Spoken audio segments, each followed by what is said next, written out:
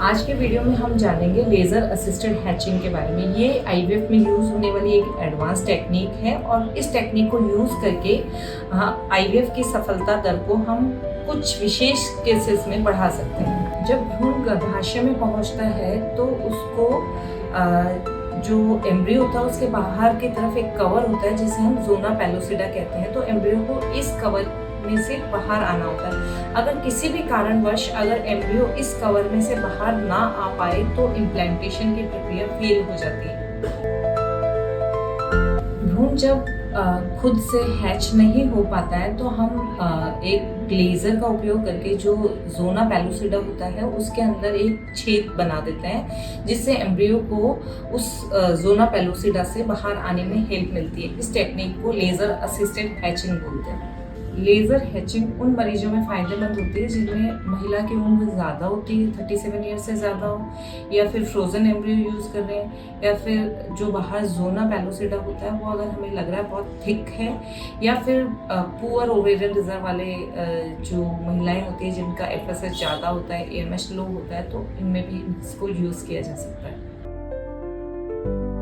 Laser assisted hatching में जो embryo होता है उसको एक स्पेशल माइक्रोस्कोप के नीचे रखा जाता है, फिर उसमें कंट्रोल लेज़र बीम के द्वारा एक ओपनिंग बनाया जाता है और ये जो प्रोसीजर होता है ये कम्प्लीटली एम्ब्रियो सेफ होता है।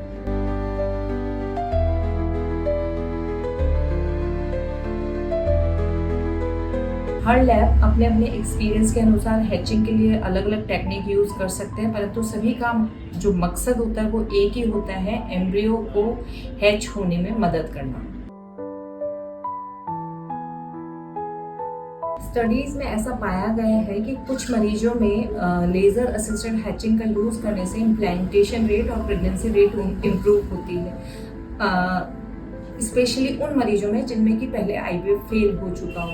परंतु ये सभी मरीजों के लिए नहीं होता है, तो इसलिए केयरफुल सिलेक्शन ज़रूरी होता है कि किन मरीजों में हमें ये करना चाहिए।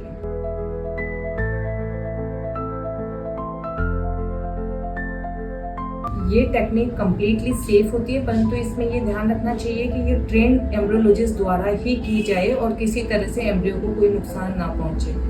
तो इस तरह से हमने देखा कि laser assisted hatching completely safe है और ये कुछ लोगों में, स्पेशली जिनमें पहले आईवीएफ बार बार फेल हो चुका है, उनमें उपयोगी सिद्ध हो सकती है। परंतु किस में करना है किस में नहीं करना, ये टोटली जो इसके लिए एक्सपर्ट डॉक्टर है उनके डिसीजन पे डिपेंड करता है। अगर आप आईवीएफ करवाने का सोच रहे हैं तो अपने डॉक्टर से लेज़र हैचिंग के बारे में ज़रूर बात करें।